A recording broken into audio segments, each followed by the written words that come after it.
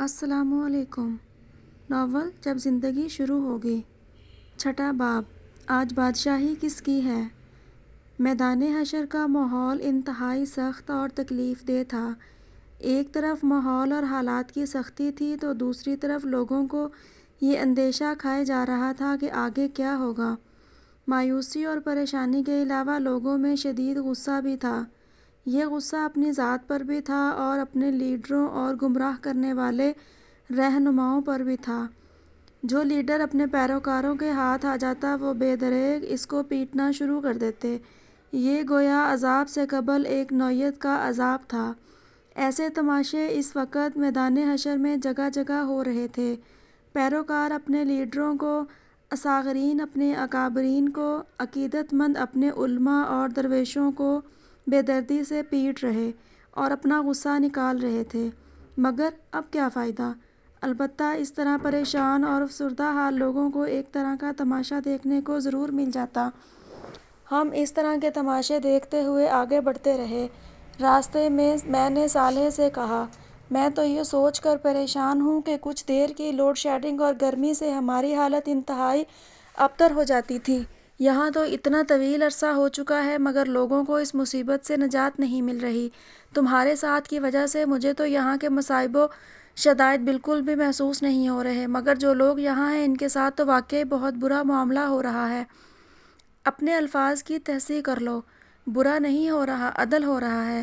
ہاں، معاملہ بے شک شدید ہے اور اسی وجہ سے ساری مخلوقات نے اختیار و اقتدار کے اس بار امانت کو اٹھانے اور سزا اور جزا کے کڑے امتحان میں کھڑے ہونے سے انکار کر دیا تھا۔ میری سمجھ میں نہیں آتا کہ عام لوگوں کے ساتھ اتنی مشکل ہے تو جن لوگوں نے سارے انسانوں کی طرح اقتدار اور اختیار کا بار اٹھایا ان کے ساتھ کیا ہوا ہوگا۔ اس بات سے میرا اشارہ ظالم حکمرانوں اور بددیانت اہلکاروں کی طرف تھا۔ دیکھنا چاہتے ہو کہ ان کے ساتھ کیا ہو رہا ہے؟ میں نے اس بات میں گردن ہلائی۔ صالح ایک سمت بڑھتے ہوئے بولا، ابھی تک ہم صرف اس علاقے میں گھوم رہے تھے جہاں وہ لوگ تھے جن کا حساب کتاب ہونا ہے۔ جس طرح سابقین کا معاملہ ہے کہ وہ عرش کے نیچے خدا کے انعامات میں کھڑے رہیں اور ان کا حساب کتاب نہیں ہونا، صرف رسمی طور پر ان کی کامیابی کا اعلان ہونا ہے، اسی طرح کچھ بدبخت ہیں جن کی بدعمالیوں کی بنا پر ان کی جہنم کا فیصلہ پہلے ہی ہو چکا ہے۔ ہم انہی کی سمت چل رہے ہیں۔ ہم جیسے جیسے آگے بڑھ رہے تھے گرمی کی حدت اور شدت بہت تیزی سے بڑھتی جا رہی تھی۔ مجھے اس کا اندازہ اس بڑھتے ہوئے پسینے سے ہوا جو لوگوں کے جسم سے بہہ رہا تھا۔ لوگوں کے جسموں سے پسینہ قطروں کی صورت میں نہیں بلکہ دھار کی شکل میں بہہ رہا تھا، مگر زمین اتنی گرم تھی کہ یہ پسینہ تپتی زمین پر گرتے ہی اس میں جذب ہو جاتا۔ پیاس کے مارے لوگوں کے ہونٹ باہر نکل آئے تھے اور وہ کوئی پیاسے اونٹ کی طرح ہانپ رہے تھے، مگر پانی کا یہاں کیا سوال۔ ان کے چہروں پر پریشانی سے کہیں زیادہ خوف کے سائے تھے۔ یہ خوف کس چیز کا تھا یہ بھی تھوڑی ہی دیر میں معلوم ہو گیا۔ اچانک لوگوں کے درمیان ایک عجیب ہلچل مچ گئی۔ لوگ ادھر ادھر بھاگنے لگے۔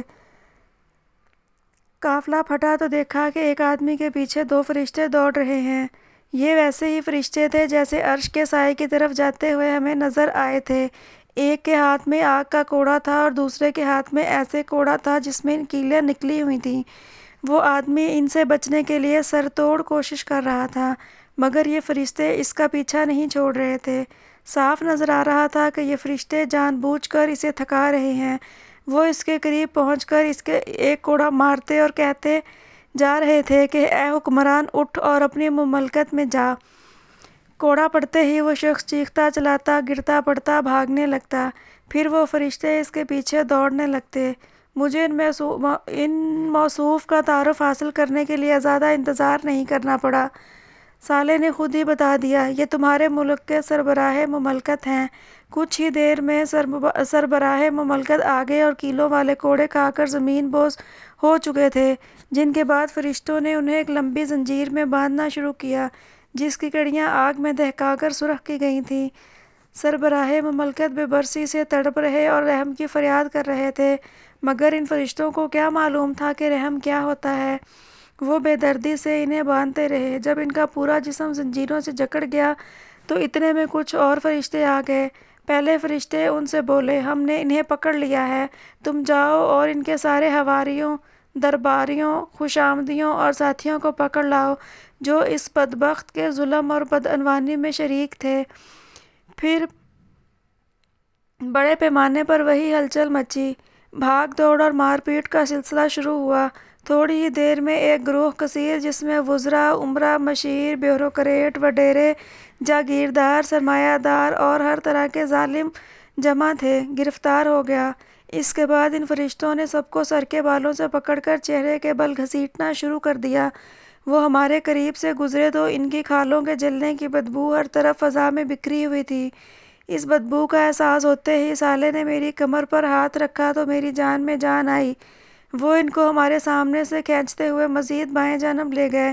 میں ان کے گھسیٹے جانے کے سبب زمین پر بڑھ جانے والی لکیروں اور ان پر پڑے خون کے دھبوں کو دیکھتا رہا جو ان کے جسموں سے رس رہا تھا۔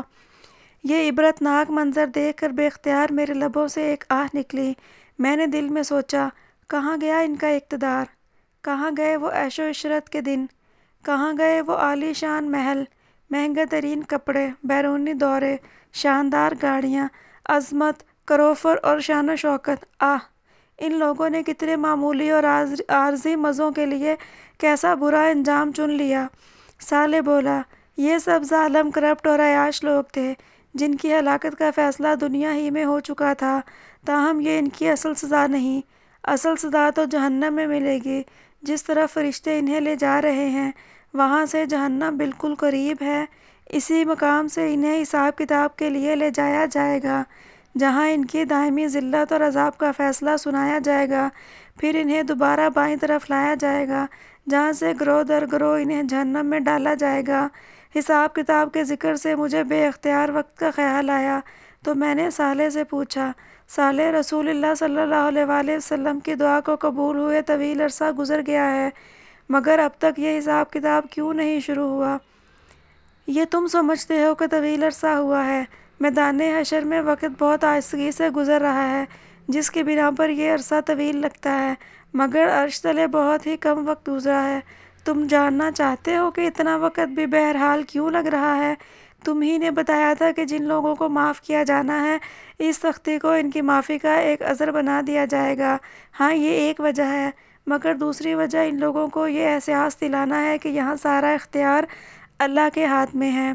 بات یہ ہے عبداللہ، انسانوں نے اپنے کریم اور مہربان آقا کی قدر نہیں کی۔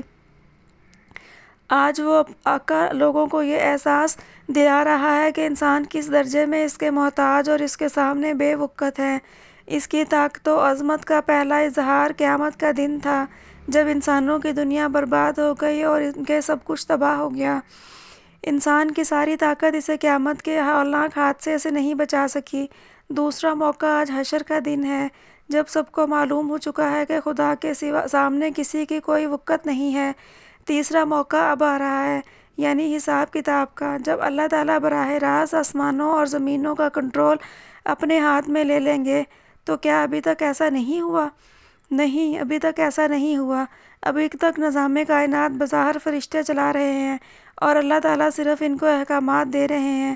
تھوڑی ہی دیر میں وہ سارے معاملات براہ راست خود سنبھال لیں گے تاکہ جنوں اور انسانوں اور فرشتوں سمیت ہر مخلوق جان لے کہ سارا اختیار اللہ اور اقتدار صرف اللہ ہی کے ہاتھ میں ہے۔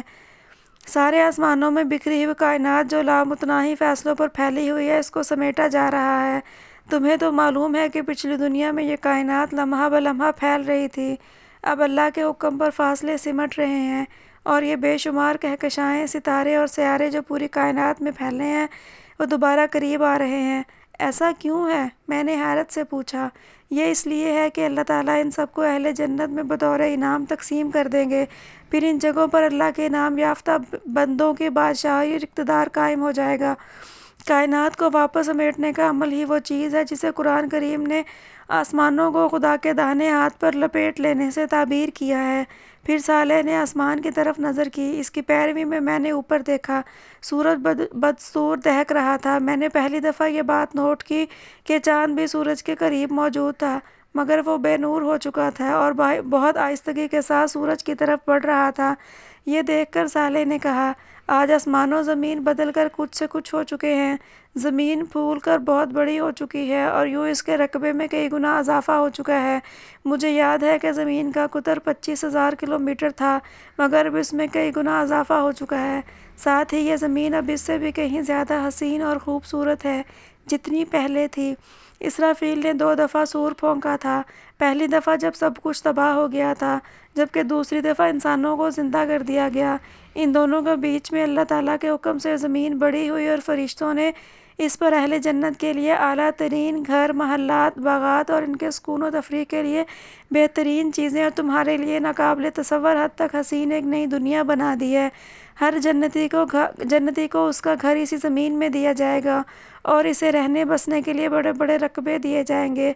زمین کے وسط میں دہکتے ہوئے آتش فشاں اور کھولتے پانی کے چشموں کے درمیان میں اہل جہنم کا ٹھکانہ ہوگا۔ میں نے اس کی بات کا خلاصہ کرتے ہوئے کہا، تم نے جو کچھ کہا ہے قرآن کریم کے بیانات سے مجھے اس کا پہلے ہی اندازہ تھا۔ قرآن کریم کے بیانات سے یہ معلوم ہوتا ہے کہ زمین کے وارث خدا کے نیک بندے ہوں گے اور سطح زمین جنت میں بدل دی جائے گی، اور جب اہل جنت کا ٹھکانہ ہوگا زمین کے وسط میں اہل جہنم ہوں گے، جبکہ آسمانوں میں موجود ستارے اور کہکشائیں بطور انعام بادشاہی اہل جنت میں تقسیم ہوں گے۔ ویسے ان میں کیا ہوگا، اس کی تفصیل دربار والے دن سامنے آئے گی۔ دربار والی بات یاد ہے نا؟ ہاں، تم نے بتایا تھا کہ حساب کتاب کے بعد اہل جنت کی اللہ تعالیٰ کے ساتھ جو نشست ہوگی اس کا نام دربار ہے۔ اس نشست میں تمام اہل جنت کو ان کے مناصب اور مقامات رسمی طور پر تفویض کیے جائیں گے۔ یہ لوگوں کی ان کے رب کے ساتھ ملاقات بھی ہوگی اور مقربین کی عزت افزائی کا موقع بھی ہوگا۔ ہاں، اس روز انعام بھی دیا جائے گا اور کام بھی بتایا جائے گا۔ اتنی دیر میں بے نور چاند سورج میں ضم ہو چکا تھا۔ یہ دیکھ کر صالح بولا، آسمان پر موجود نشانیاں بدل رہی ہیں۔ چاند کا سورج میں ضم ہو جانا اس بات کی ایک علامت ہے۔ اس کا مطلب یہ ہے کہ سارے آسمان سمیٹ لیے گئے ہیں۔ اب کسی بھی لمحے پروردگار عالم کا ظہور ہوگا اور وہ عدالت شروع ہو جائے گی جس کا انتظار تھا۔ اس وقت تمہیں اور ساری دنیا کو معلوم ہو جائے گا کہ اللہ جل جلالہ کس عظیم و اعلیٰ ہستی کا نام ہے۔ ابھی صالح کا جملہ ختم بھی نہیں ہوا تھا کہ ایک زوردار دھماکہ ہوا۔ سب لوگ لرز کر رہ گئے۔ آواز چونکہ آسمان کی جانب سے آئی تھی اس لیے ہر نگاہ اوپر کی طرف اٹھی۔ میں اور صالح بھی لوگوں کے ساتھ اوپر دیکھنے لگے۔ ایک حیرت انگیز منظر سامنے تھا۔ آسمان میں شگاف پڑ چکا تھا اور تھوڑی ہی دیر میں وہ بادلوں کی طرح پھٹ کر ٹکڑے ٹکڑے ہو گیا۔ ان شگافوں کو دیکھ کر ایسا لگا کہ آسمان میں دروازے ہی دروازے بن گئے ہیں۔ ہر شگاف سے فرشتوں کی فوج در فوج زمین کی طرف اترنے لگی۔ ان کی تعداد اتنی زیادہ تھی کہ کسی قسم کی گنتی اور اندازہ محال تھا۔ فرشتوں کے مختلف گروہ تھے اور ہر گروہ کا انداز اور لباس بالکل مختلف تھا۔ وہ فرشتے میدان حشر کے وسط میں ایک جگہ پر اترنے لگے۔ انہوں نے درمیان میں موجود ایک بڑی اور بلند خالی جگہ کو اپنے گھیرے میں لے لیا۔ فرشتے آسمان سے اترتے جاتے اور دائرہ در دائرہ ہاتھ باندھ کر مؤدب انداز میں کھڑے ہوتے جاتے۔ ہر لمحہ ان کی تعداد بڑھتی جا رہی تھی۔ اس دوران میں لوگوں کو چیخ و پکار بھی تھم چکی تھی۔ ہر شخص پھٹی آنکھوں سے ٹکٹکی باندھے اس سمت دیکھ رہا تھا۔ اب فضا میں بس کچھ سرگوشیوں کی سرسراہٹ باقی رہ گئی تھی۔ اس کی وجہ یہ تھی کہ ہر شخص اپنے برابر والے سے پوچھ رہا تھا کہ ہو کیا رہا ہے۔